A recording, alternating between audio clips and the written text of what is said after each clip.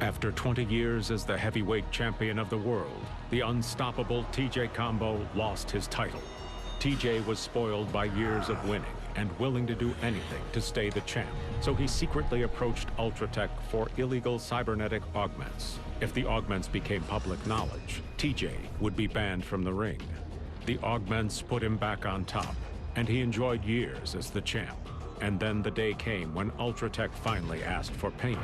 Ultratech was unveiling their newest weapon, the Fulgor, a robot super soldier that could effectively replace any human combatant for a hefty price, making Ultratech billions. To prove the Fulgor's dominance to the world, Ultratech set up a fight between the robot and the world's greatest human fighter, TJ Combo.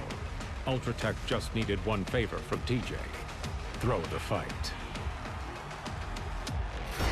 The mission is a success, but the Pinnacle goes on high alert, cutting off TJ and Orchid's escape route.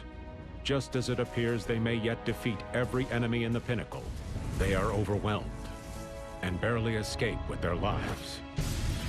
Orchid's broadcast reveals unregulated weapons programs using alien technology and DNA tampering. The media accuses Ultratech of treason and rampant human rights violations, but without physical evidence, Ultratech denies the charges. The public's perception of Ultratech has been damaged. With its stock in a freefall, the company goes dark to prevent fanning the flames of the crisis.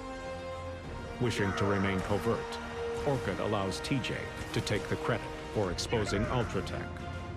He's more than happy to keep her secret. Maya Fallegueros is a member of the Night Guard, an ancient order of monster hunters. In their dungeons, the Order stores recovered artifacts too dangerous to use and creatures too powerful to kill. Ultratech discovers the hidden city when a power source of unknown origin is detected within the mountain and dispatches a force to raid the site and take its prizes for Ultratech, unwittingly unleashing an ancient evil on the world once again. Maya finds herself trapped by the raiding forces. She takes up the ancient weapons of the mad sorcerer Khan-Ra, the twin daggers, Temperance, and Vengeance. Grabbing the daggers hits Maya with the power of a lightning bolt. The daggers war for control over her mind. Vengeance calls for bloodshed, and she is inclined to oblige. Maya savors Khan-Ra's screams as he is pulled into the portal, wishing to ensure his end. Maya peers into the abyss, and something inside pierces her mind, showing her a terrible vision of a nearby future. Creatures pouring out of portals into cities across the world, killing innocents at will. The dream of the Night Guard lost forever, and the heroes of the world corrupted or destroyed. The nightmare is burned beneath her eyes. It is an omen of things to come. Maya returns to South America to reform the Night Guard and gather all the allies she can in preparation for the war she knows is coming. Once a trusted advisor to the King of Babylon, Khan-Ra was cast out and cursed for betraying his king. He plundered the Empire's vaults of arcane knowledge, seeking the secrets of the universe, and unlocked powers thought lost to humanity, control over elements, gateways to other worlds, and eventually, immortality. Aganos, the war golem, had hunted him for centuries. Tracking Khan-Ra to his remote jungle refuge, the two battled to a standstill. Too weak to fight on, Khan-Ra is defenseless when the Night Guard attacks. Unable to destroy the sorcerer, the Night Guard burned Khan-Ra alive and locked away the ashes where he lay dormant, until now. During Ultratech's attack on the Night Guard, Khan-Ra is released. Aeons of dormancy have left his powers depleted, but he escapes amidst the chaos. Aganos' energy source comes from an ancient spell that granted he and his brothers endless life. But the golem is not indestructible. Using Aganos' siphoned power, Khan-Ra opens the portal and awaits his army. But instead, a lone being exits. A creature so old it makes Khan-Ra's immortal life seem like a grain of sand in an hourglass. And for the first time in thousands of years, the sorcerer feels fear. He has brought about the age of a new god, and mankind has no place in it. Arya knows that humanity's future is grim. There are battles on the horizon that have never before been fought, and foes against whom humanity has not been tested. Fighting these battles is the purpose for which Ultratech was created, and Project Stalker is Arya's pursuit of creating the perfect hunter. Constructed using Ultratech gene splicing, the Stalkers have the instincts and brutality of a raptor, the obedience of a human soldier, and synthetic Ultratech genes. When they were hatched, Arya pitted them against the Fulgors. The Stalkers were outnumbered, but they hunted their prey as a pack, dissecting the Fulgors one by one. Arya named the leader of the pack, the most ruthless stalker, Riptor.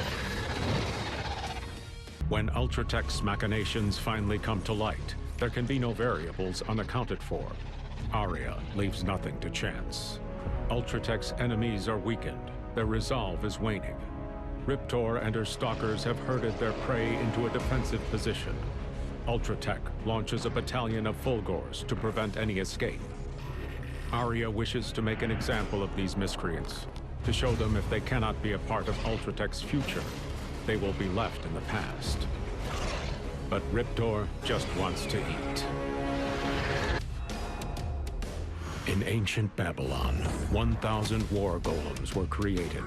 Though nearly indestructible, after 2,000 years of war, every golem had perished, except Aganos.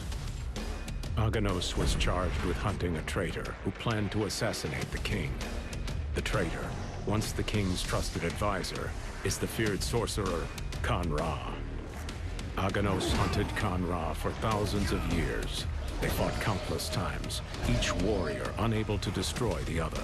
500 years ago, Aganos tracked Khan-Ra to his hidden temple. After a great battle, both warriors were ambushed and imprisoned by the Night Guard.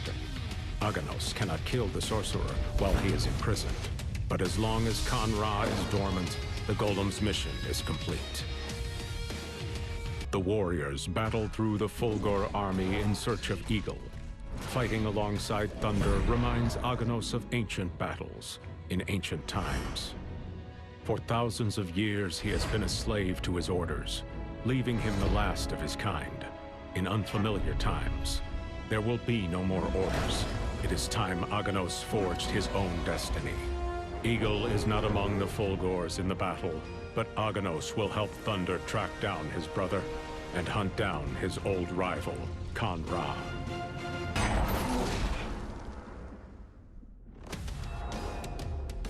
"500 years ago, a village in Japan was attacked by bandits.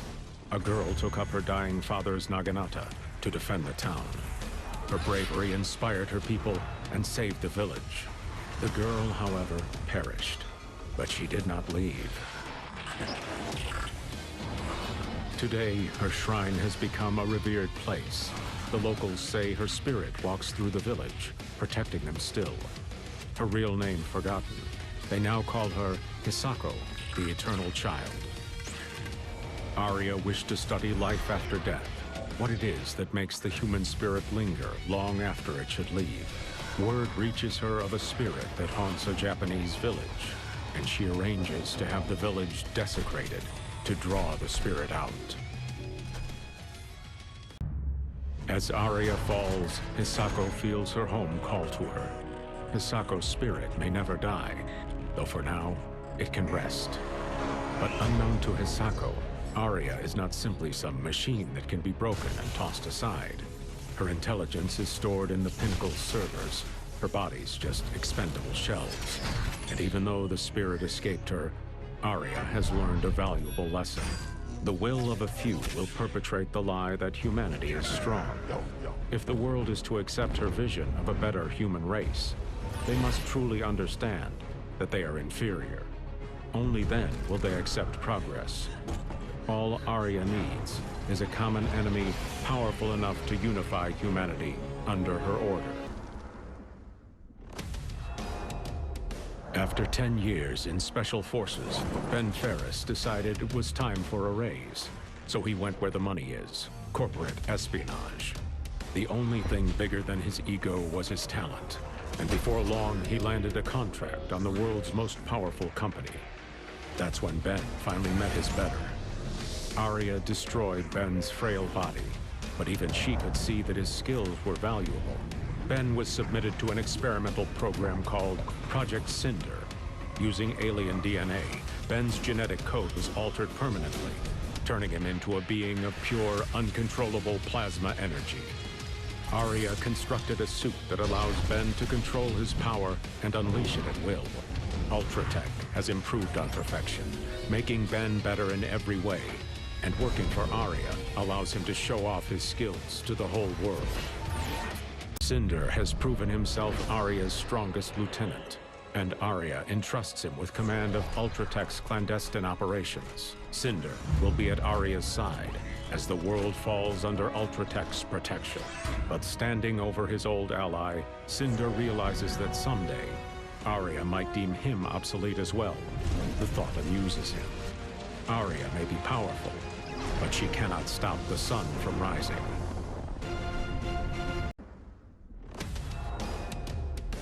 For too long, humanity has avoided progress and endured in weakness.